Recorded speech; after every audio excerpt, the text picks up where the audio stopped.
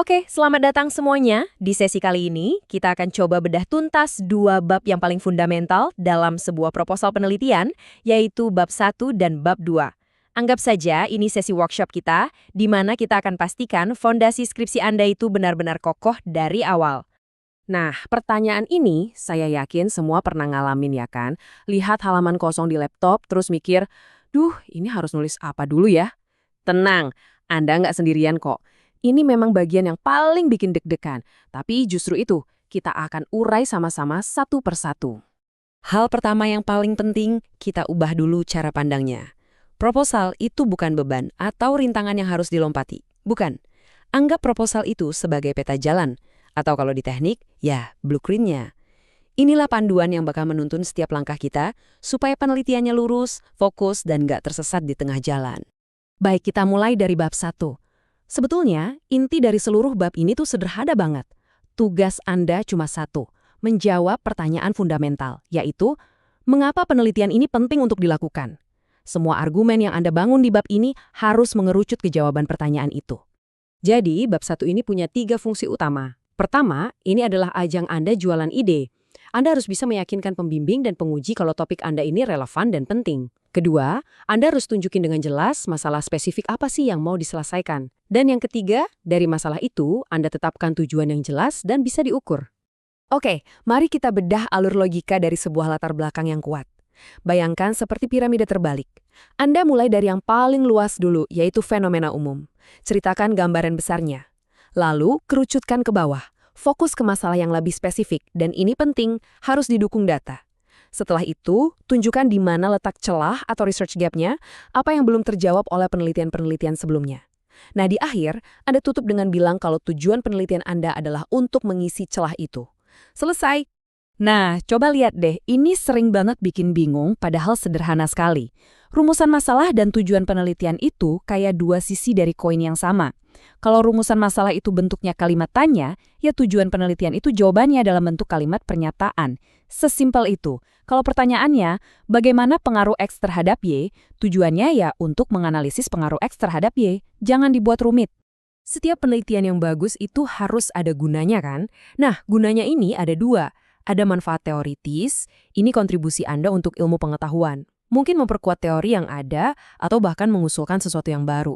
Terus, ada manfaat praktis. Ini adalah solusi nyata yang bisa langsung dipakai. Entah itu untuk perusahaan, untuk kebijakan, atau untuk masyarakat luas. Oke, kita pindah gigi sekarang. Kalau bab 1 tadi menjawab mengapa penelitian ini penting, nah, bab 2 ini menjawab pertanyaan berdasarkan apa? Disinilah kita membangun fondasi akademis yang kokoh untuk menopang seluruh argumen penelitian kita. Penting untuk diingat ya, bab 2 atau tinjauan pustaka itu bukan sekedar ajang copy-paste definisi dari buku teks, bukan sama sekali. Fungsinya jauh lebih dalam dari itu. Bab ini harus bisa memberikan landasan ilmiah yang kuat, membedah teori-teori di balik setiap variabel yang Anda gunakan, dan yang paling krusial, menjadi jembatan untuk membangun kerangka pemikiran yang logis. Salah satu trik paling efektif untuk memetakan penelitian-penelitian sebelumnya adalah dengan membuat tabel ringkasan kayak gini. Ini gunanya bukan cuma biar Anda gampang merangkum, tapi ini cara yang sangat elegan untuk menunjukkan kepada pembaca di mana posisi penelitian Anda. Dari tabel ini, research gap yang Anda sebut di bab 1 jadi kelihatan makin jelas dan makin kuat. Nah, kerangka pemikiran itu pada intinya adalah visualisasi dari alur logika penelitian Anda. Simpelnya, ini adalah denah yang menggambarkan dugaan Anda tentang bagaimana variabel-variabel itu saling berhubungan. Setiap panah yang Anda gambar itu bukan asal-asalan ya, harus bisa dipertanggungjawabkan secara teori dari apa yang sudah Anda bahas sebelumnya. Dari kerangka pemikiran tadi, barulah kita bisa menurunkan yang namanya hipotesis. Hipotesis itu apa? Itu adalah dugaan sementara Anda yang spesifik dan bisa diuji. Ini bukan opini ya, ini adalah sebuah prediksi ilmiah yang Anda buat berdasarkan fondasi teori yang sudah Anda bangun dengan kokoh di bagian sebelumnya. Nah, sekarang kita masuk ke bagian yang paling seru. Mari kita bahas beberapa jebakan Batman atau kesalahan umum yang sering banget saya temukan di naskah proposal. Dan yang lebih penting tentu saja, gimana cara memperbaikinya. Di bab 1, penyakitnya biasanya begini. Latar belakangnya terlalu ngawang-ngawang, ceritanya kemana-mana tapi nggak ada poinnya. Atau argumennya bagus, tapi cuma asumsi, nggak ada data pendukungnya sama sekali. Yang paling parah, ceritanya nggak mengerucut, jadi nggak jelas kenapa tiba-tiba muncul rumusan masalah itu. Jadi solusinya gimana? Kuncinya satu, jangkar. Setiap argumen Anda harus punya jangkar ke bukti yang konkret. Bisa pakai data statistik dari BPS, Bank Indonesia, atau sumber lain yang kredibel.